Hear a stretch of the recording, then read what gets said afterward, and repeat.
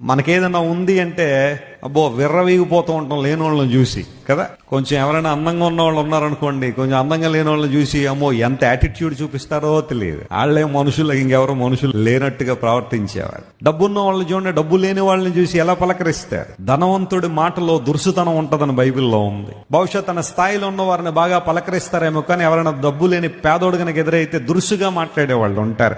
ఎందుకంటే నాకు డబ్బు ఉంది, నీకు డబ్బు లేదు అని. జ్ఞానం ఉన్న వాళ్ళు చూడండి, జ్ఞానం లేని వాళ్ళని కొన్ని సందర్భాల్లో ఏమీ చదువుకోలేని వాళ్ళని భయంకరంగా సంబోధిస్తూ ఉంటారు, లేదా వారిని అసలు పట్టించుకోరు. భేదలను తృణీకరించి వాడు సృష్టికర్తను ఏం చేస్తున్నాడట, వెక్కిరిస్తున్నాడని బైబిల్లో రాయబడింది. దేవుడు నీకు ఇచ్చాడా, సంతోషించు. ఒక కార్ నీకుందా, సంతోషించు. అంతేగాని సైకిల్ మీద వెళ్తున్నాడిని ఎరా మీ బతుకులు ఎప్పుడు ఇంతేనేట్రా, సైకిల్ మీద తిరుగుతారా అని అనద్దు ఎప్పుడు కూడా. ఒకప్పుడు నువ్వు కూడా అదే సైకిల్ మీద తిరిగిన వాడవే కదా. మంచి బట్టలు నీకున్నాయి, లేని వాళ్ళని చూసి ఎప్పుడు కూడా చీదరించుకోవద్దు. అవకాశం ఉంటే నీ బట్టలు ఒకటో రెండో జతలు వాళ్ళకి ఇవి.